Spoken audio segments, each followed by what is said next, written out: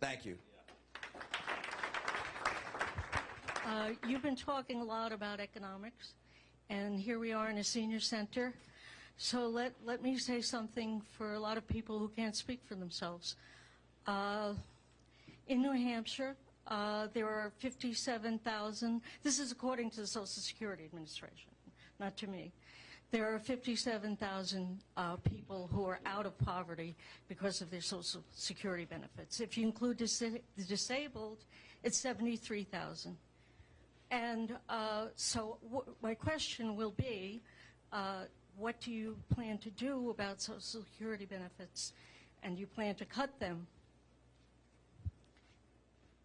Who told you that? That I or any other Republican plans on cutting Social Security benefits? Where'd you hear that? Because they are, if any, I hear that. I saw a sign outside, leave Social Security alone and Medicare alone. So far as I know, there's only been one president in my memory that cut Medicare or Social Security. President Obama. He cut it by $500 billion. I don't know of any Republican who's running for office who said they want to cut Social Security or Medicare benefits to people who are retired or near retirement. Not one. I haven't heard a word of it. Have you heard? But the Democrats keep pushing this, and it's not the truth. And let me tell you, we have to follow the truth around here. Now, here's what I will tell you, and that is that for that young lady right there, how old are you, sweetie? You're 7? She's 7 years old. Most likely, Social Security and Medicare will be different for her than it is for you. And what I want to make sure that we do is that when we start crafting what Social Security promises are to her, that we're honest with her and make sure that what we say to her, we will actually follow through on, just as we will with all those that are on Social Security today. So Republicans, like myself, are not going to cut Social Security or Medicare for people who are retired or near retirement. And for the people who say we are, they are demagoguing an issue very much that harms America, because we need to be truthful on this. Yeah. I would like to have a follow-up. But, okay, so talk about what you would really do. You talk about, the Republicans talk about restructuring. Now, what does that mean? I've heard vouchers, about vouchers. So what does restructuring Social Security mean? It doesn't mean that I don't think, and a lot of others don't think, that there can be something to be done about Social Security solvency. But the government, and not just Obama, Republican presidents, have been taking out of the Social Security Trust Fund for years. Yes. And so let's have a little light on the subject. Yeah, let's go back again.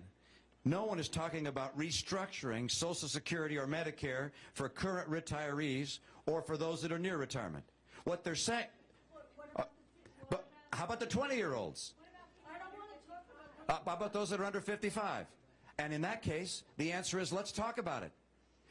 We have one of 3 ways we can go, mathematically. One, we can raise taxes on the people that are under 55. All right? That's one way we could do it. Number 2, and by the way, if we don't change the programs at all, we leave them exactly as they are, Medicare, Medicaid, Social Security, for those that are 20 and 30 and 40, their payroll tax will have to go up. Do you know what the payroll tax is now?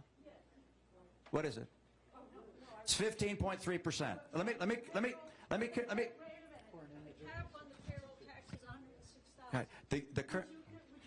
How about let me finish. Let me finish. So the tax is 15.3% today. If we don't change the programs at all, ultimately would have to rise to 44%. I'm not willing to raise the tax on the American young people to that level. There may be another candidate who wishes to. They can vote for that guy.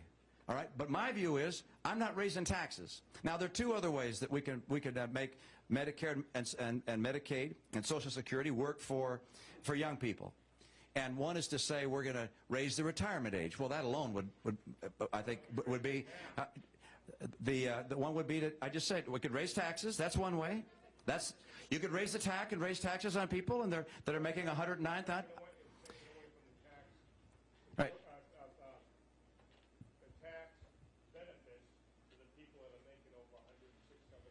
Right. Right. You could raise. You could. Now, President Obama said he wouldn't do that, but you could change your mind and say, okay, we're going to raise taxes on people making 110, 120, 150, 200, 250. We can raise all the way up. We could raise taxes. That's one way. That's one. Guys, that's one way to do it, right? There are two other ways mathematically to do it.